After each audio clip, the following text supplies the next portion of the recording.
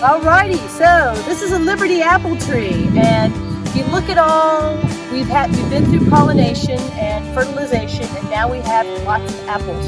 And you sort of look, the next step in growing, you look at it and you go, all right, what we call is crop load management. It's like, how many fruit do we really want this tree to have? Why do we even think about this? It's because this tree is making its own food, right? From photosynthesis. It's taking sunlight when it hits the leaves with some carbon dioxide and some water, and it's turning it into sugar and oxygen, right?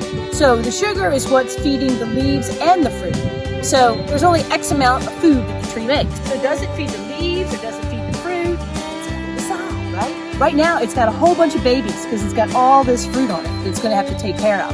And it might go, I don't have enough.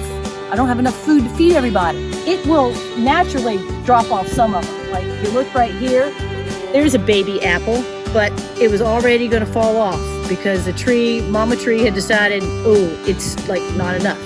Now right here, I've got 3 nice big apples. So, but what I'm going to say is the way most commercial orchardists do it is to thin this off. You can thin this off using chemicals, which that's another whole segment. Or I can hand thin it. And right now, I'm going to hand thin it with my handy dandy pruners, right?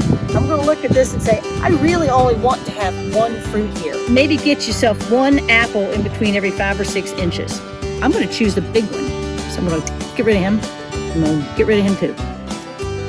And it seems sort of like, oh, look at all this fruit we're getting rid of. But by doing that, we're going to have a much bigger apple than we would if we kept all of them on there.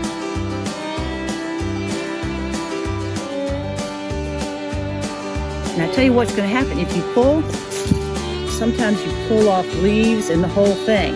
So it's not a good idea to pull. The best thing is to go in and just snip them off. Another reason that you do this is, and you want to do it approximately now, when the fruit's about this size, because if you don't and you let it stay on there, you're doing 2 things. One, the tree is feeding a fruit that you're just going to throw away, right? So that's just a big waste of the tree's energy. The other thing is, approximately sometime in the summertime, the tree decides whether the buds that it's making for next year are actually going to be fruit buds or vegetative buds. It's setting the buds, essentially. And if it has a whole lot of fruit on it, again, it's using those resources to grow that fruit, so it won't put it into the buds. So you're cutting down the number of fruit that you'll get next year. So the idea is you get them off when it's relatively early, so the tree will use its resources to do the things you want it to do.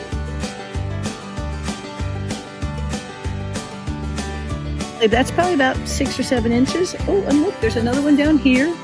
So great, that limb's got that, and you just keep on going. It's a bit of a laborious process, but all in all, you're going to be much happier in the end.